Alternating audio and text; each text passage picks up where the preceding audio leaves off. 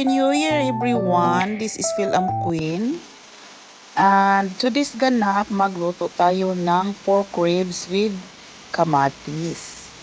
So, ito naman naka-pre-boiled na yung ating ribs. At nag-cut ako ng kamatis at saka onion at sinusote na natin. Ayan, hanggang sa madurog yung kamatis, guys. Maraming kamatis ang kailangan natin nito dahil yun lang talaga ang pangpaasim niya. Ayan. So, isot natin mga at least 10 minutes or so hanggang sa madurog na yung kamatis natin. Ayan, parang maging sauce na siya, guys. So, ayan. Antayin na lang natin.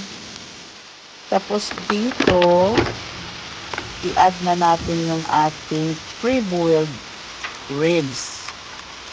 So, ihalo-halo na lang natin yan para yung flavor mag-incorporate doon sa ating ribs. Ayun, guys. So, siguro gagawin natin yan. Siguro hanggang mga 10 minutes siguro in between. Tapos hayaan na lang din natin. And pagkatapos niyan, atin siyang tatakpan. Tapos halo-halo. Ganon. Kasi nga guys, hindi na natin lagyan ng suka yan. Yung kamatis lang ang magpaasim ng ating adobong ribs. So ngayon, tatakpan na natin siya. Ganun. Tapos dito guys, i-add na natin yung 1 cup soy sauce. Then, 1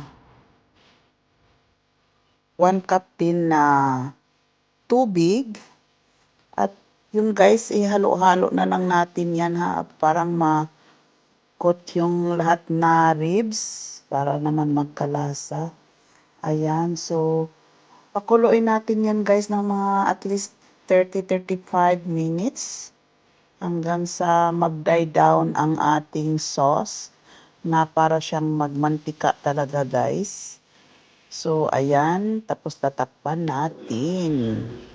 Tapos in between, hahaluin talaga natin yan dahil para yung sa ibabaw na mga ribs lasa naman. Oh, ayan guys. Pero kailangan dahan-dahan lang halo guys para hindi madurog yung ating ribs kasi maano na siya, soft na siya. Ayan, habang nag-antay guys, dito muna, magkapi-kapi na muna tayo dahil busy ang kusina today para sa ating celebration sa holiday. Ayan. Nag-coffee muna ng overload na cream sa ibabaw. Wala kasing asukal yan guys, kaya nilagyan ko na lang ng cream. Dahil para hindi siya mapait. Ayan, kape-kape na muna. So dito na lang guys, yung aking hindi ko na videohan. So nagpipicture na lang ako. So maraming salamat sa panonood. Bye!